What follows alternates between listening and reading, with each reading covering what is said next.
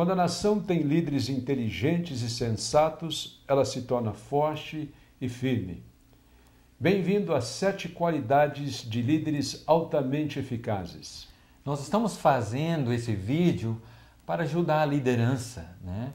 A liderança de toda a igreja no Brasil e até em outros países, né? Um esforço nosso para abençoar e esperamos que possamos atingir nosso alvo, né?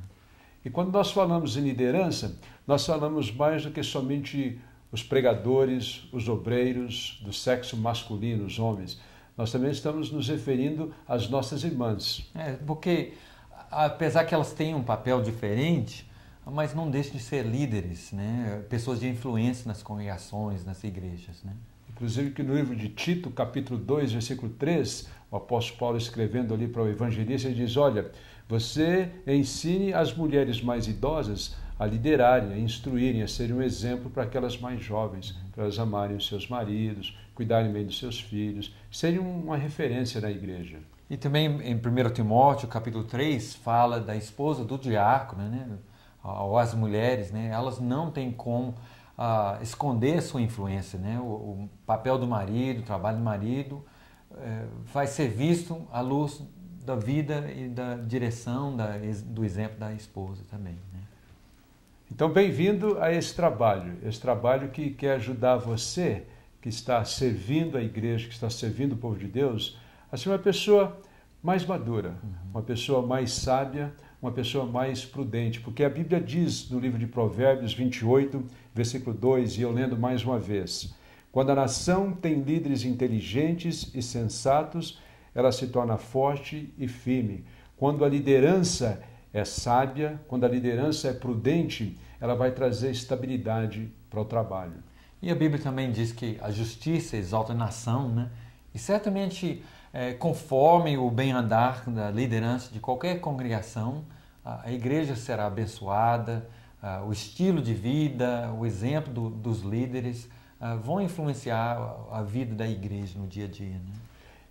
E uma coisa, esses princípios que nós vamos estar abordando e compartilhando com vocês, são princípios que podem ser aplicados na igreja, sim, obviamente, porque nós vamos estar falando biblicamente com você, homem, mulher, obreiros e obreiras, mas também podem ser aplicados na escola, podem ser aplicados nos negócios, podem ser aplicados na família, inclusive. Sim, o pai como líder de casa, a mãe também, a liderança da mulher. Mas, Antônio, você poderia falar uma definição mais exata de quem que é um líder, né? Qual é a função da liderança em si? Biblicamente falando, o líder é alguém com habilidade dada por Deus e a responsabilidade de influenciar o povo de Deus no cumprimento do propósito de Deus. Eu acho muito importante essa definição, porque é algo que Deus te deu, né? Se você tem a qualidade, o dom de líder, né? Você não deve pensar que você é mais importante, que você é esperto, olha, o que eu sou, o que eu tenho. Não, se você tem um dom, glória a Deus por isso. Mas foi Ele que te deu para usar na função, né, para abençoar as pessoas, né? Isso. E aqui nessa definição que nós colocamos, lida com duas coisas. Primeiro, a habilidade e depois a responsabilidade. Então, a liderança exige mais do que somente boa intenção. Ela exige a capacitação. E essa capacitação é algo divino, é algo que vem do Espírito Santo. É algo que, inclusive, todos nós temos o potencial, mas nós temos que querer desenvolver essa função para servir o povo de Deus no cumprimento do plano de Deus para o seu povo. Antônio, como eu poderia saber se eu tenho um chamado, um dom de Deus para liderar?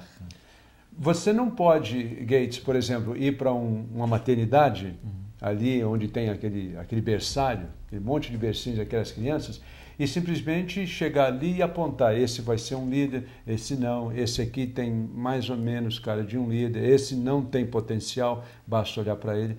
Eu acho que esse papel da liderança é algo que, primeiro, tem que haver um chamamento, e depois tem que haver um amadurecimento nele, tem que haver o desejo, tem que haver a busca, tem que haver o investimento nisso. Mas teremos alguns sinais que eu posso, sim, eu não sei se Deus me chamou para um trabalho de liderança na igreja. Como eu poderia saber isso?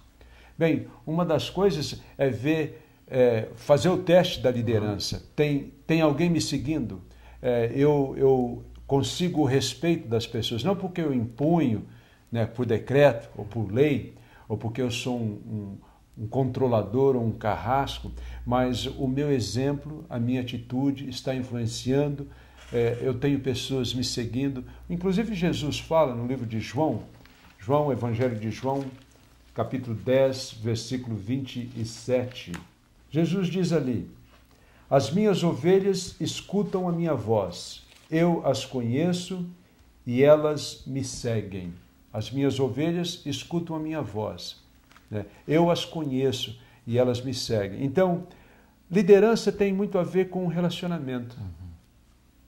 Como é que eu sei se eu fui chamado? Bem, em primeiro lugar, se eu me relaciono com as pessoas estão sendo influenciadas por mim positivamente, elas estão olhando o meu exemplo, estão me dando devido respeito, porque eu estou dando um bom exemplo, estou sendo uma boa referência, então eu estou cumprindo o papel da liderança.